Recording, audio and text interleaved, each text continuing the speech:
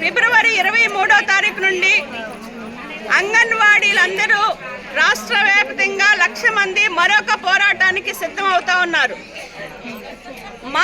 ఫిబ్రవరి 14వ తారీఖున రాష్ట్ర ప్రభుత్వం బడ్జెట్ ప్రవేశపెట్టింది. దాదాపు 3,30,00,000 కోట్ల రూపాయల బడ్జెట్ ప్రవేశపెట్టింది. కానీ ఈ బడ్జెట్లో అంగన్వాడీ వేతనాలకు సంబంధించి ఉట్టిస్త్రా మంచినీళ్ళలాగా వేతనాల గురించి ఎలాంటి ప్రకటన లేదు ఇంతవరకు. అంగన్వాడీలకి 2019 నుండి వేతనాలు పెరగలేదు. ఇప్పటికీ ఇస్తుంది వర్కర్లకి కేవలం 11,500 రూపాయలు, హెల్పర్లకి 7,000 రూపాయలు మాత్రమే ఇస్తా ఉన్నారు. మినీలకి 7,000 ఇస్తున్నారు. అయ్యా, ధరలు పెరుగుతూ ఉన్నాయి, కుటుంబ అవసరాలు పెరుగుతూ ఉంది. ఈరోజు ప్రభుత్వం చెప్పిన అన్ని యాప్ల పని చేస్తా ఉన్నాం.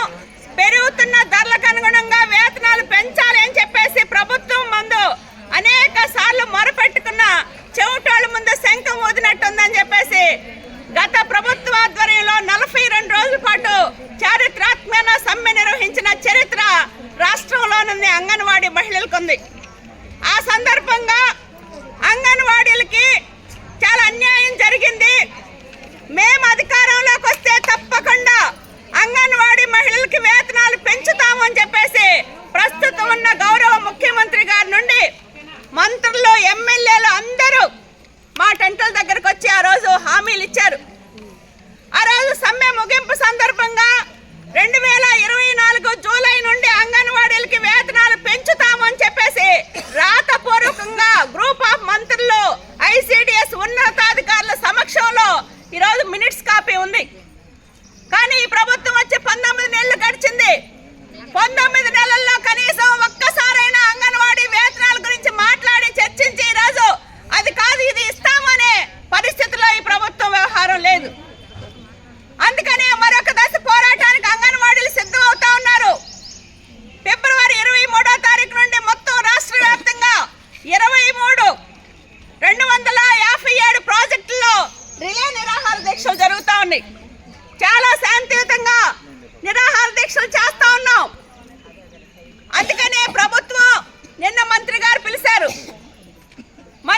పిలిచారు కదా, వేతనాల గురించి మాట్లాడతారని చెప్పేసి అంగన్వాడీ యూనియన్ ప్రతినిధులు చాలా ఆశతోటి నిన్న మంత్రి గారి దగ్గరికి వెళ్ళాం.